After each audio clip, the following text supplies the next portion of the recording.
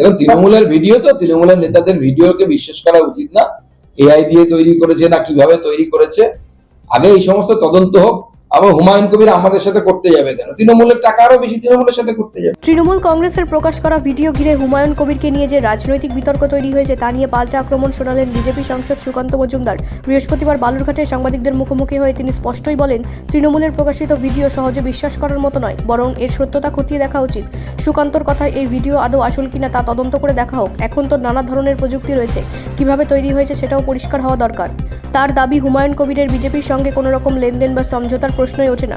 তৃণমূলের কাছেই বেশি টাকা রয়েছে, সেখানে ছেড়ে আমাদের কাছে আসবে কেন, কটাক্ষ করেন তিনি। ভিডিওতে ডেপুটি সিএম পদ চাওয়ার প্রসঙ্গ উঠতেই সুকান্ত জানান, এ ধরনের কোনো আলোচনা বা চুক্তি বিজেপির সঙ্গে কারো হয়নি।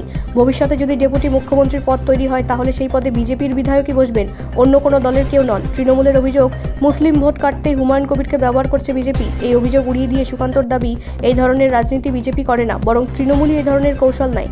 একই সঙ্গে বামফ্রন্ট ও কংগ্রেসকেও তৃণমূলের এজেন্ট বলে কটাক্ষ করেন তিনি।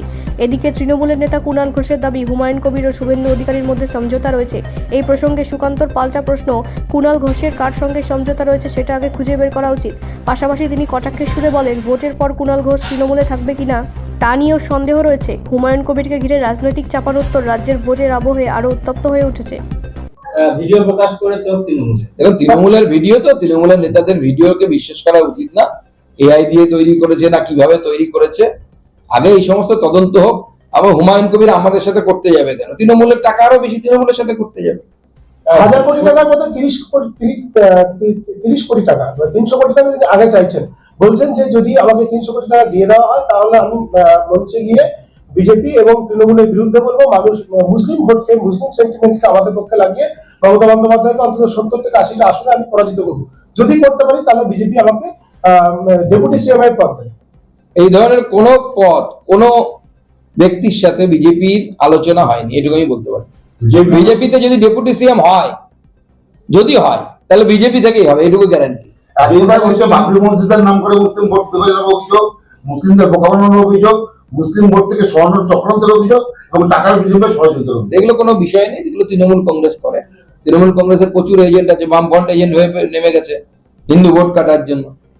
তো তা অসুবিধা কি আছে? ওরা ওদের হয়ে কাটছে। শুভেন্দু কুণাল ঘোষের কার সাথে আন্ডারস্ট্যান্ডিং আছে সেটা তো আগে খুঁজে বের করুন। কুণাল ঘোষ জিতে গেলে তৃণমূলে থাকবে তো, না অন্য কোথাও যাবে? আমি তো জানি অন্য কোথাও যাবে, আপনারা খুঁজে বের করুন। ভিডিওতে দেখা যায় যে হুমায়ুন কবিরকে প্রশ্ন করা হয়, এই কাজ করলে তো আপনি আপনার সম্প্রদায়ের সঙ্গে বেইমানি করছেন, তাতে তিনি সম্মতি জানান। আমার কিছু জানা নেই, বলার নেই। 27 লাখ বাদ গেছে, আজকে কিন্তু ফ্রিজ হয়ে গেছে, ভোটার লিস্ট ফ্রিজ হয়ে গেছে। কতটা প্রভাব ফেলবে আগামী বিধানসভা নির্বাচনে? কিছুক্ষণ আগে আপনি যে তথ্য দিচ্ছিলেন সেখানে বলছিলেন যে 70 থেকে 80টা সিটে আপনাদের মাত্র 3 থেকে। দেখুন, প্রভাব কি ফেলবে সেটা পরের বিষয়, আগে প্রশ্নটা তৃণমূল কংগ্রেসকে করবে যে যখন এই পুরো প্রসিডিওরটা নির্বাচন কমিশন দেখছিল তখন বেশি নাম বাদ পড়েছিল, নাকি পুরো বিষয়টা হাইকোর্টের হাতে চলে যাওয়ার পর, অর্থাৎ জুডিশিয়াল অফিসারদের হাতে চলে যাওয়ার পর বেশি নাম বাদ পড়লো? এই হাইকোর্টে অর্থাৎ জুডিশিয়াল অফিসারদের হাতে যাওয়া কেন হলো? আজকে যারা লাইন দিচ্ছেন, বালুরঘাট বিডিও অফিসে দেখলাম লাইন পড়েছে, তাদেরকে আমি এই প্রশ্নটা করতে চাই যে সুপ্রিম কোর্টে কে গেছিল? বিজেপি গেছিল, নির্বাচন কমিশন গেছিল, না মমতা বন্দ্যোপাধ্যায় গেছিলেন? সুপ্রিম কোর্টে যাওয়ার জন্যই তো আজকে এই জুডিশিয়াল ম্যাজিস্ট্রেটদেরকে নিয়োগ করলো সুপ্রিম কোর্ট এবং হাইকোর্ট। তো যদি মমতা বন্দ্যোপাধ্যায় সুপ্রিম কোর্টে না যেতেন তাহলে তো এত নাম বাদ পড়তো না। মমতা বন্দ্যোপাধ্যায় আবার সুপ্রিম কোর্টে যেতে চাইছেন যে কোনোভাবেই ফ্রিজ করা যাবে না, কমিশনের যে লিস্ট সেটা ফ্রিজ করা যাবে না বলছেন। আবার সুপ্রিম কোর্টে দেখুন, সুপ্রিম কোর্টে উনি যেতেই পারেন, কিন্তু সুপ্রিম কোর্টে যাওয়ার জন্যই তো এই ঝামেলাটা হয়েছে। নিজেই সাপ হয়ে দংশাচ্ছেন, কামড় দিচ্ছেন, আর নিজেই আবার ওজা হয়ে বলছেন আমি ঝাড়ফুঁক করবো। তো মমতা বন্দ্যোপাধ্যায়ের পলিসি তো এই পলিসি।